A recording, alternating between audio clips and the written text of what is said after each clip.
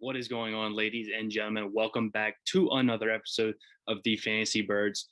Today, we're going to get into some sell high targets for fantasy football heading into week 4 of the NFL season.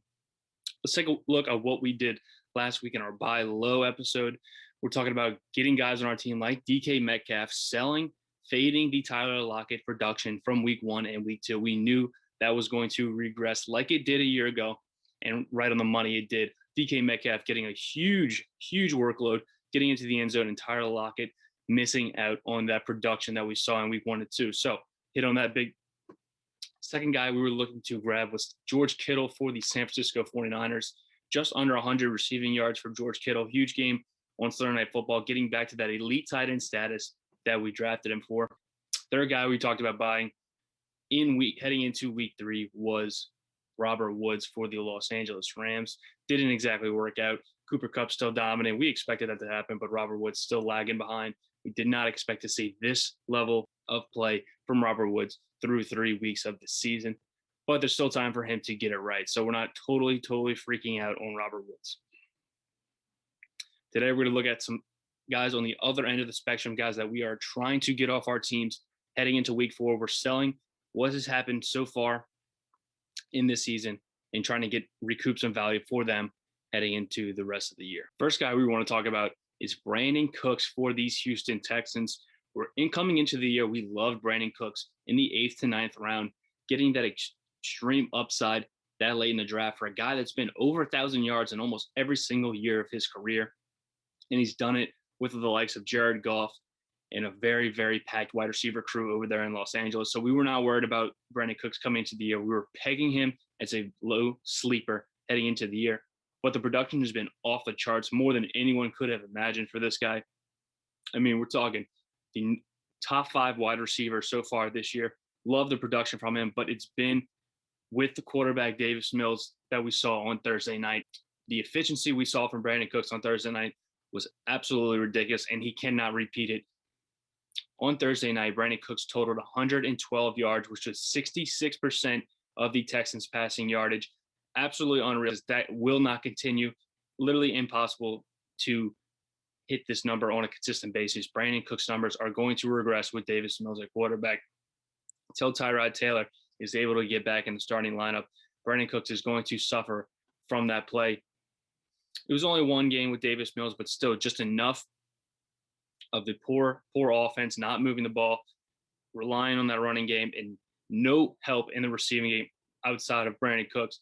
This offense is going to struggle, and I cannot rely on 66% of the usage in the passing game going to Brandin Cooks. I think we need to get him off our teams, especially since the value right now is about as great as it will ever be for Brandin Cooks. He will not increase in value the rest of the season. I'm getting him off my team if I can get a great option at the wide receiver position or running back if you're trying to mismatch there. But I'm not saying Brandin Cooks is going to be a bad wide receiver going forward. Like I said earlier, we loved him coming into the year, but this level of production with this quarterback play will not continue. Brandin Cooks, if I can get great value for him, a top 10 wide receiver, top 15 wide receiver, I'm taking it and I'm running with it. Brandin Cooks still going to be looking as a wide receiver 2, 3 the rest of the way. Love Brandin Cooks, just not at the value that he currently sits at, given that efficiency we saw in the last week's game. All right, we talked about Brandin Cooks that we loved coming into the season. Now we're going to talk about Antonio Gibson, who we hated coming into the season with his value. Still love the player, but the value in the beginning of the second round was way too high considering the receiving work he did not project to get. Everyone wants to say J.D. McKissic is vulturing the receiving game when Antonio Gibson should be the 3-down back. But J.D. McKissic led the league in receptions from a year ago at the running back position, 80 receptions last year for J.D. McKissic. That production was not going to go away, and it was written all over the walls for this football team, but everyone wanted to ignore all the red flags with Antonio Gibson. The defense hasn't been there. The game script hasn't been there.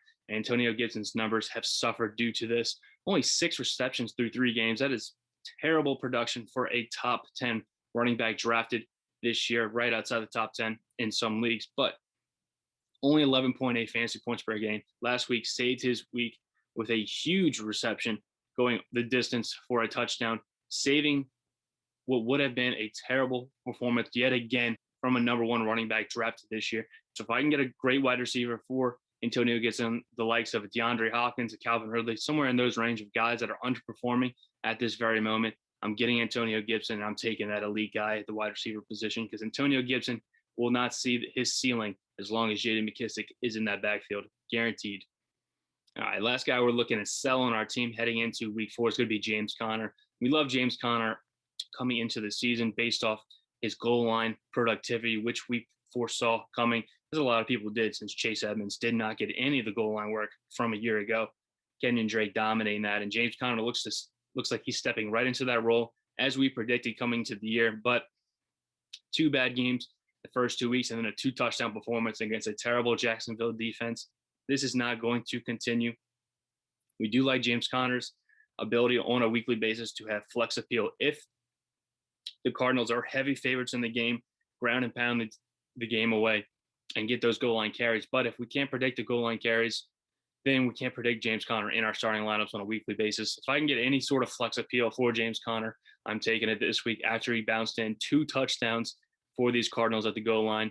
Give me some James Conner with no receiving work. Chase Edmonds getting all of it.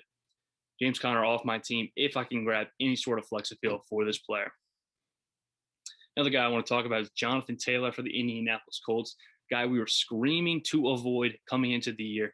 Wanted no part of Jonathan Taylor in the first round and even early in the second, which was decent value, I have to admit, but nowhere near the first round, which he was going in the beginning of the season. Very, very tough beginning to the season for the Colts. I mean, losing their number one offensive lineman, maybe the number one offensive lineman in the National Football League, Quentin Nelson, is going to hurt this team. I'm not selling Jonathan Taylor for anything. I'm not giving him away on my team, especially if you drafted him so high. You are relying on him to put up points. So selling him for a low-end wide receiver 2 or 3, not really going to benefit your team. But I would be willing to trade him if I'm given value somewhat close to what you paid for in the early second round. Maybe a low-end wide receiver 1, I'm definitely looking to grab instantly. So Jonathan Taylor, definitely someone I'm looking to move, but not give away, considering the draft capital your team had to give up in order to draft him. Definitely worried about Jonathan Taylor, especially with an 0-3 Colts team. Not looking good towards the end of the season. This offense has been terrible. His team has been terrible, underperforming, and it's not good game script for Jonathan Taylor, running back, especially when Nyheim Hines is looking to play a huge role in this offense. Very complimentary to Jonathan Taylor. No workhorse back here in Indianapolis. Very, very worried about Jonathan Taylor. I would consider trading him, but I'm not giving him away for free. But that's going to wrap it up for this week with the Fantasy Birds. We thank you guys for watching this sell high target list. We'll see you next week with another episode of Fantasy Birds.